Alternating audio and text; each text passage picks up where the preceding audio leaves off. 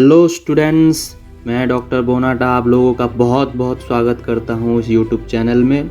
हम आपको चीज़ें इस ढंग से एक्सप्लेन करने की कोशिश करते हैं कि जो कॉन्सेप्ट है आपके दिमाग में छप जाए, जो सब्जेक्ट है उसके बारे में आपको क्रिस्टल क्लियर नॉलेज मिले। सीधी सीधी बात है, नहीं करते हम इधर उधर की बातें, जो फैक्ट है बस वही बताते। तो चलिए शुरू करते हैं और आज का टॉपिक है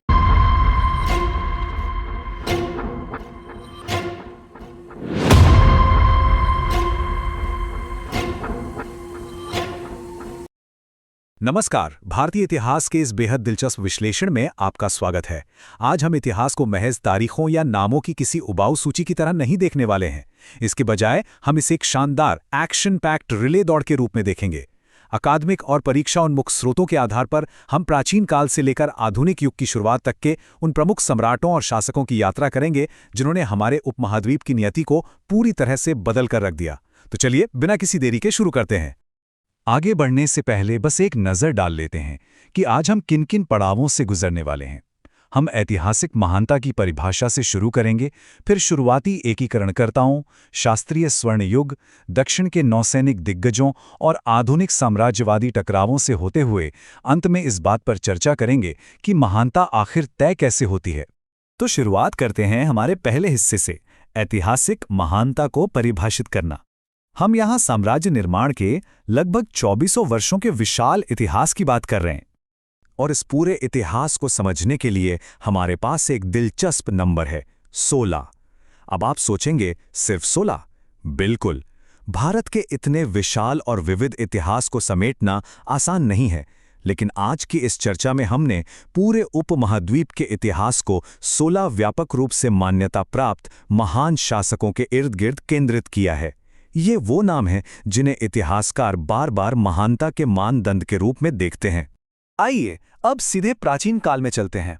हमारा दूसरा पड़ाव है पहले महान एकीकरणकर्ता और अखिल भारतीय साम्राज्यों का उदय। जरा इस टाइमलाइन पर गौर कीजिए।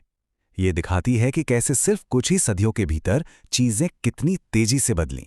512 ईसा पूर्व में अजातशत्रु के शुरुआती शासन से लेकर 322 ईसा पूर्व में चंद्रगुप्त मौर्य द्वारा मौर्य साम्राज्य की स्थापना और फिर 268 ईसा पूर्व में अशोक महान के सत्ता में आने तक का ये सफर वाकई बहुत तेज और निर्णायक था।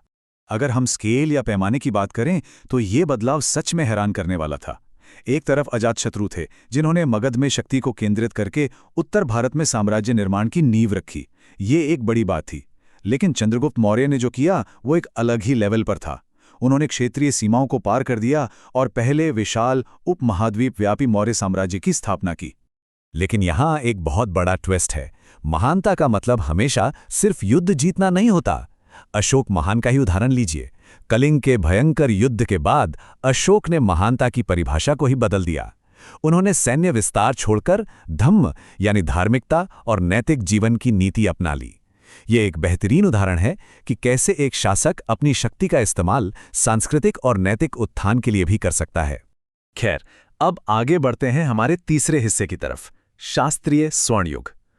ये वो दौर था जहां आक्रामक विस्तार और बेहतरीन संस्कृति दोनों साथ साथ चल रहे थे। ये टाइमलाइन गुप्त साम्राज्य से शुरू होकर हर्ष और चालुक्य वंश तक जाती है। इस युग की सबसे खास बात पता है क्या है? ये शक्ति के हस्तांतरण का एक बहुत ही डायनामिक दौर था। उत्तर में विशाल साम्राज्यों का दबदबा था, तो वहीं दक्षिण में उन्हें एक बेहद मजबूत और भयंकर प्रतिरोध का सामना करना पड़ रहा था। यहाँ हमें दो बहुत ही अलग अप्रोच देखने को मिलते हैं। एक और महान गुप्त शासक समुद्रगुप्त हैं, जिन्हें उनके अग्रेसिव सैन्य अभियानों के कारण अक्सर भारत का नेपोलियन कहा जाता है, और दूसरी ओर हैं उनके उत्तराधिकारी चंद्रगुप्त द्वितीय यानी विक्रमादित्य। उनका शासनकाल लड़ाइयों से ज्यादा भारत के शास्त्रीय सांस्कृतिक स्वर्ण युग के लिए जाना जाता है। एक ने राज्य बढ़ाया तो दूसरे ने संस्कृति को निखारा। अब जरा इस जबरदस्त जियोग्राफिकल राइवलरी को देखिए। हर्षवर्धन ने पूरे उत्तर भारत को एक कर दिया था, लेकिन जब उनका रथ दक्षिण की ओर बढ़ा तो उनका सामना हुआ दक्कन के चालुक्य शासक पुलकेशन द्वितीय से। और पता है क्या हुआ? पुलकेशन द्वितीय ने न सिर्फ हर्ष को सफलतापूर्वक रोका, बल्कि अपनी सीमाओं का और विस्तार भी किया।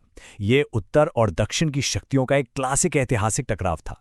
अब आते हैं अपने चौथे पड़ाव पर, दक्षिण के नौसैनिक दिग्गज।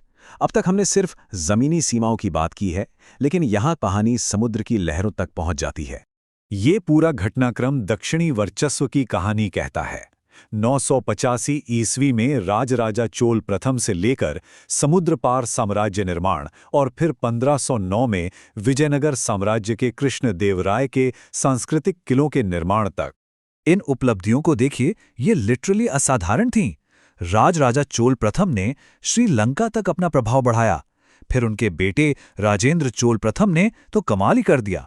उन्होंने अपनी नौसेना सीधे दक्षिण पूर्व एशिया तक भेज दी, एकदम समंदर पार। और फिर कुछ सदियों बाद कृष्णदेवराय ने विजयनगर साम्राज्य को उसके सबसे शानदार राजनीतिक और सांस्कृतिक चरम तक पहुंचाया। चलिए अब इतिहास के एक और बेहद दिलचस्प मोड़ पर आते हैं, प्रारंभिक आधुनिक साम्राज्यवादी टकराव। ये दौर विस्तार और प्रतिरोध दोनों का चरम था।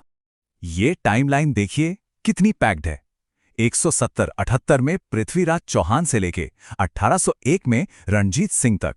ये दौर लगातार बदलते साम्राज्यों, बड़े बड़े शक्ति संघर्षों और भयंकर विद्रोहों से भरा पड़ा है। इस दौर में हमें महानता के अलग अलग रूप देखने को मिलते हैं। एक और पृथ्वीराज चौहान है, जो शुरुआती घुरिद आक्रमणों के खिलाफ डट कर खड़े रहे। फिर अकबर महान आते हैं, जिन्होंने मुगल साम्राज्य का भारी विस्तार किया और कई अहम प्रशासनिक सुधार भी किए।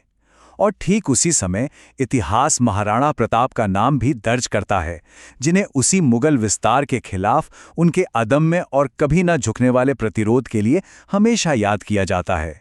और इसी दौरान युद्ध के मैदान में एक असली गेम चेंजर टैक्टिक सामने आई, छापामार युद्ध, जिसे गरिला वॉरफेयर भी कहते हैं। छत्रपति शिवाजी महाराज ने इस बेहद चतुर और अपरंपरागत रणनीति का इस्तेमाल करके अपने से कहीं बड़ी मुगल ताकतों को सफलतापूर्वक चुनौती दी और मराठा साम्राज्य की नींव रखी। यहां दिमाग ने ताकत को मात दी। इसी कालखंड के आखिरी पड़ाव में दो और बड़े नाम आते हैं। एक तरफ मुगल सम्राट औरंगजेब, जिनके शासनकाल में मुगल साम्राज्य अपने अधिकतम क्षेत्रीय विस्तार तक पहुंच गया था, और दूसरी तरफ थोड़े बाद के दौर में महाराजा रणजीत सिंह, जिन्होंने उत्तर पश्चिम भारत में एक बेहद शक्तिशाली सिख साम्राज्य की स्थापना की। तो अब हम आते हैं अपने आखिरी और शायद सबसे जरूरी सवाल पर, महानता की व्यक्तिपरकता। आखिर और कौन इस लिस्ट में शामिल होने के योग्य है? क्योंकि देखिए, जिन 16 शासकों की हमने बात की, ये लिस्ट कोई पत्थर की लकीर नहीं है।